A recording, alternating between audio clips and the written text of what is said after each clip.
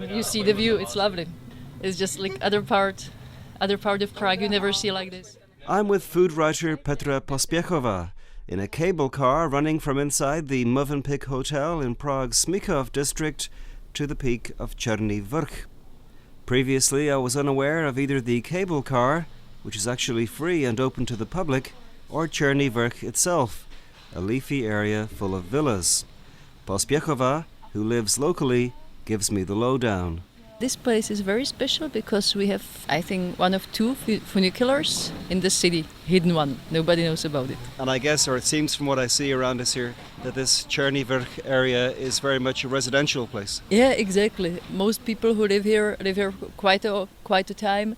And there is so much to do. Like just over there you see the playgrounds and the sports grounds, which belong to Sokol, which is the strongest sports organization.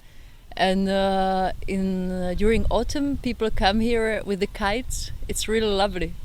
And we have many parks here. It's just, every 200 meters you crash to some park. And most of them are rather small, but lovely. Also, on our way up to this place where we're sitting now outside a restaurant, we passed Bertramka, a villa where Mozart lived. Exactly. It's one of hidden places of this area. It's very lovely, and I must confess I go picking pears there every autumn because there is a half-wild pears, very nice one, very sweet, and it's very good for drying, for the dried pears. I make cakes from those every autumn. This place is above Smíchov. What kind of an area is Smíchov for people who don't know it? How would you describe it? It used to be kind of like workers' quarter, but it had changed much recently. Now it's let's say resident area for, I think there's many artists, journalists living here because the prices are quite decent, and it's kind of picturesque. You have these small parks all around, and in Smíchov, you're saying Smíchov is picturesque? Yes, exactly. It's maybe partly industrial picturesque. It's the factories up above the hill, and most of it has atmosphere of the beginning of 20th century. So if you don't insist on being picturesque in the Prague old town style, it's really picturesque and it's really green, which is also good. You were telling me that also near here there is what they call a garden colony or allotments where people can grow their own stuff. Are there many such places in Prague? I know of a couple only. Yeah, it must have been some tradition since village people came to Prague, and they were used to have gardens to grow some vegetables, so these colonies started to grow, and there is, I don't know, maybe 20, 30 of them in the city. And at the moment I think they're a bit endangered because the grounds where these garden colonies are, they don't have future in the urban city planning. plan. Yes, exactly. So it's question how long will they last. Some of them are actually cancelled, and there are new houses built on them, like Libeňský Ostrov will face this shortly, I suppose. A waitress prepares iced coffees for Petra Pospěchová and me at our next port of call, the old-school Erhartova cukrárna in Prague's Letná district. Offering a mouth-watering variety of cakes, it's one of the city's best-loved confectionaries. But the cukrárna and its sugary delights aren't its building's only attraction, says Pospěchová. For me it's two in one, because in one house is my favorite cukrárna, a sweet place where they have really best desserts, the traditional Czech ones. And above it, in the first floor, there is a public library, which is my favorite source of any kind of literature possible, sociological one, fiction, anything you can think of. Tell us about the cafe here. It's from the 30s, I believe? Yes, the house was built in 1937, I guess, in the functionalist style, so it's rather simple, maybe pure, let's call it. And I think it was kind of devastated at the 90s, but maybe 6-7 years ago the city part financed the reconstruction, and I think it's really nice. It looks completely the same as in the 30s when it was open. What are their specialities? Well, that's the Czech sweets, and I must warn you, it's addictive. It's laskonky, rohlíčky, They have wonderful babovka, the traditional Czech cake. They have lovely strudel.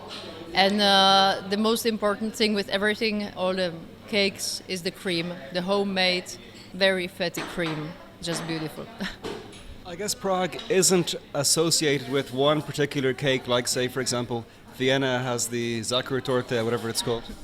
There is something called pražský koláč, which is made from the, how to describe it? It's cream inside, 2 layers of dough, but it's not really nice. Like Prague people like it, but I suppose they like it because of tradition, because it's Prague cake.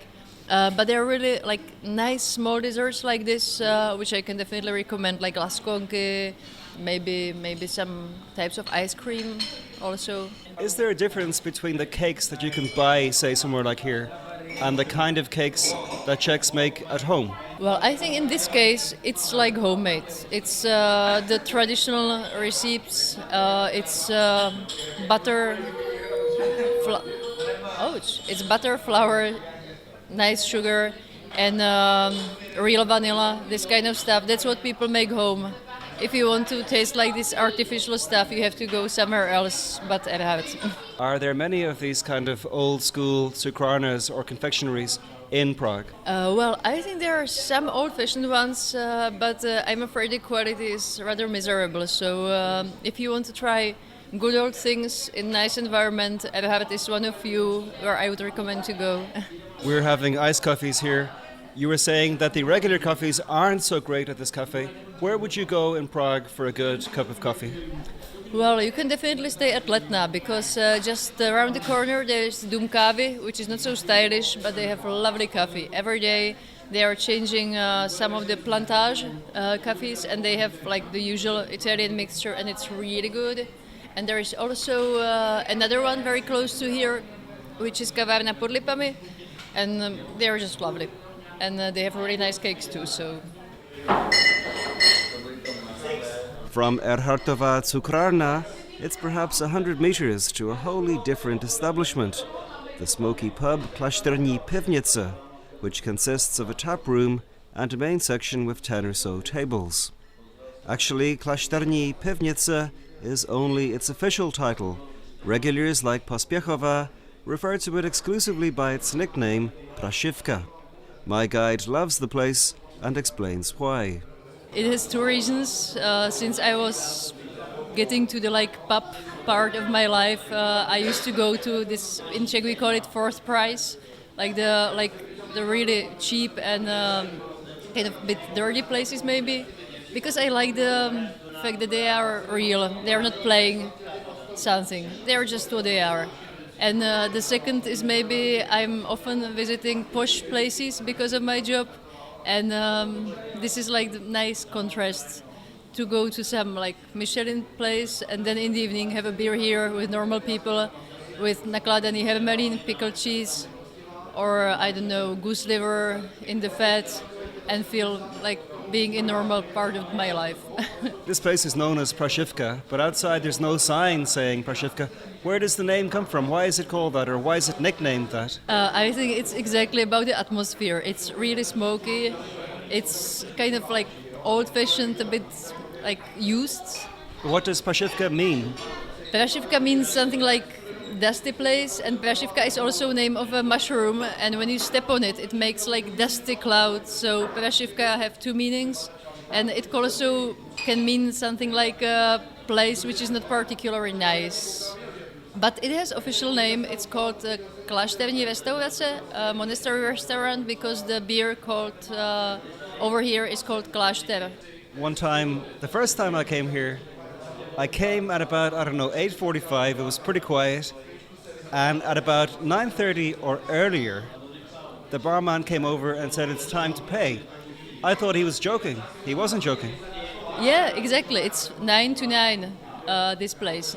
9 in the morning is the first guest. At 9:30 you have to go. So it's not so dangerous as other places, because the chance that you are really drunk at 9 in the evening is quite small.